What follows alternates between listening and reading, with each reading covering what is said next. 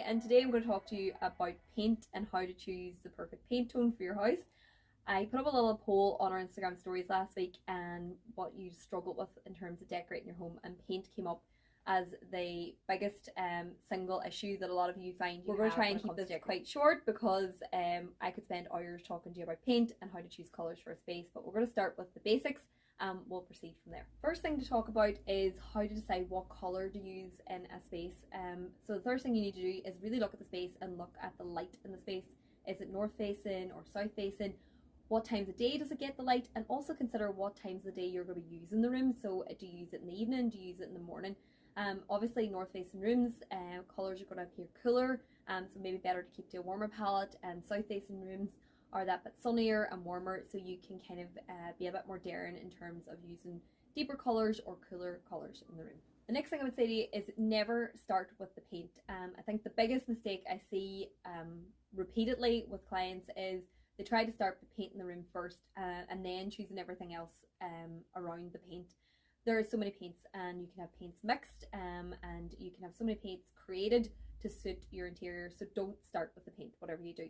Start with your bigger investment purchases like your sofa, your curtains, your wallpaper, things that maybe are going to be there for a long time. And I would always choose paint before I purchase everything. So start to build the palette, what's your big investment pieces that you're choosing first, and then start to layer in the fabrics and soft furnishings, and then go with the paint.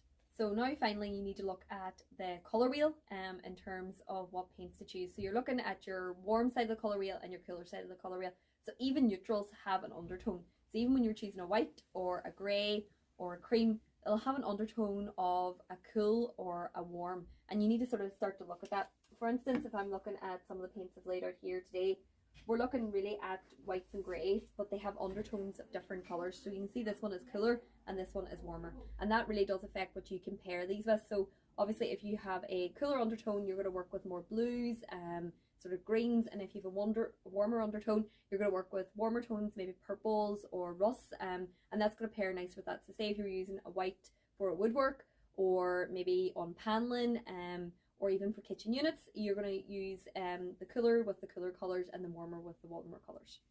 So another thing to consider is when you're using paints is a lot of people are starting to go for deeper, more saturated paints. We're seeing a big trend towards deep paint tones at the moment. A lot of people are scared to use deeper paint tones, but when we're thinking about warmer and cooler tones, it can help us use those paints with more confidence.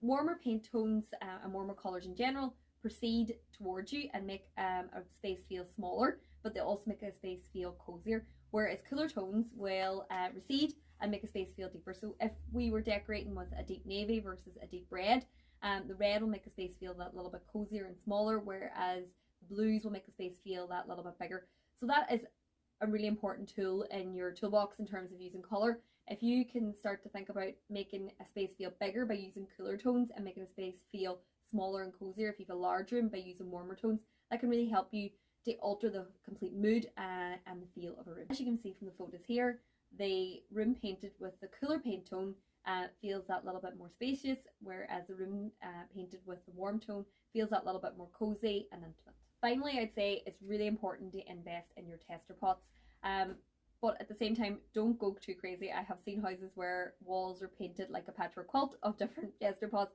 but invest in tester pots, narrow it down to 2 or 3, paint them on your wall, or even better still, paint them on a card and be able to put that card on different walls, because colours can look totally different on different walls. You could paint 2 walls in the same room, the same colour, but they'll look completely different depending on how the light hits that wall. The other thing to consider is use your paint charts. Many of them are designed. This actually happens to be a Designer Guild one. We work with Designer Guild and Sanderson Paints here in the store. They are designed to help you. You have a lot of the colours are complementary, they come alongside each other, and as you work down even through the whites, you can start to see when they're laying next to each other the cooler undertones or the warmer undertones. So use your paint charts to help you and guide you through choosing your colours. And if you're still struggling with your paint tones, remember, we can always help you. The advice of a professional saves you money. Some people think spending money on interior design is a waste of money, but it can save you expensive mistakes in the long run. So if you need any advice or help with paint or anything else, please get in touch.